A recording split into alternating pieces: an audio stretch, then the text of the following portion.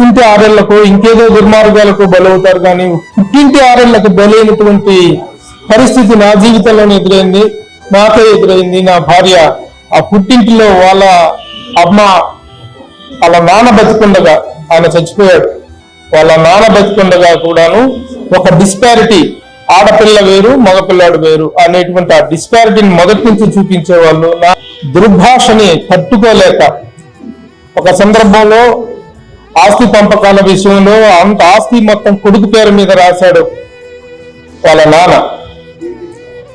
కొడుకు పేరు మీద రాస్తే నా కూతురు పెళ్లి నేను చాలా ఘనంగా నిర్వహించుకున్నాను. ఆ పెళ్లిలో వాళ్ళ పెత్తనము వాళ్ళ ఆధిపత్యము లేదు. సినిమా ప్రముఖులందరూ వచ్చేసి సినిమా ఇండస్ట్రీ మొత్తం నా కూతురు పెళ్లికి వచ్చేసారు. ఆ వైభవాన్ని చూసుకొని కన్న వాళ్ళే కుళ్ళుకొని ఆ రోజు నుంచి వెళ్ళిపోయే ఆస్తి అంతా కొడుకు పేరు మీద రాసుకున్నాడు. రాసుకుంటే నాకు అవసరం నీ ఆస్తి, నాకు అవసరం నీ ఆస్తి కోసం నేను ఆశపడలేదు, నేను యాచించలేదు. ఆ తరువాత వాళ్ళ ఇల్లు, ఈ మన్యం ఆదినారాయణ అనే వ్యక్తి వాళ్ళ ఇంటిని వేలం బ్యాంకులో తాకట్టు పెడితే ఆ ఇల్లు వేలానికి వస్తే ఆ ఇల్లు మేము పెరిగిన ఇల్లు, మా నాన్న కట్టిన ఇల్లు, మేము ఇడిపించుకుంటాను అని చెప్పేసి నా భార్య డబ్బులు కట్టి కొంత 80 లక్షల రూపాయలు అక్కడ ఇక్కడ అప్పు చేసి తీసుకొచ్చి కట్టి ఇచ్చేస్తే ఆ వీలునామాలో రాసిన విషయం మాకు బ్యాంకు వాళ్ళు చెప్పిన దాకా తెలియదు. వీలునామాలో ఆస్తి మొత్తం కొడుకు పేరు మీద రాసేశాడు, కూతురికి చిల్లిగా కూడా లేకుండా చేశాడు. కూతురికే కాదు, తల్లి పేరు మీద ఆస్తి రాస్తే దాంట్లో కూతురికి హక్కు ఉంటుందని చెప్పేసినటువంటి దుర్బుద్ధితో, దూరాలోచనతోటి భార్య పేరు మీద కూడా ఒక్క గజం స్థలం కూడా రాయకుండా చచ్చిపోయాడు మా మామగారు. మాకు అవసరం లేదు, ఆస్తితో మాకు అవసరం లేదు.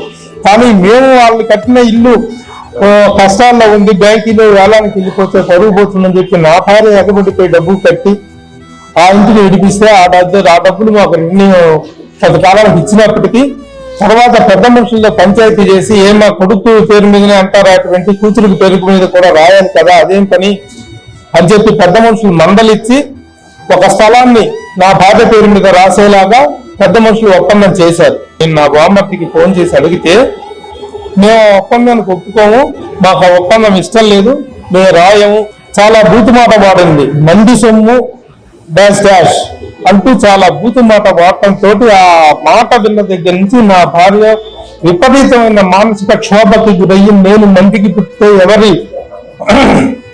ఎవరికి పుట్టాను, నేను మందిని అయితే నేను ఎవరికి పుట్టాను అనేటువంటి పాయింట్ ని ట్రిగ్గర్ చేసుకొని ఇక ఎన్ని విధాలుగా తనను సంపాదించడానికి ప్రయత్నించినా తను కన్విన్స్ కాలేదు.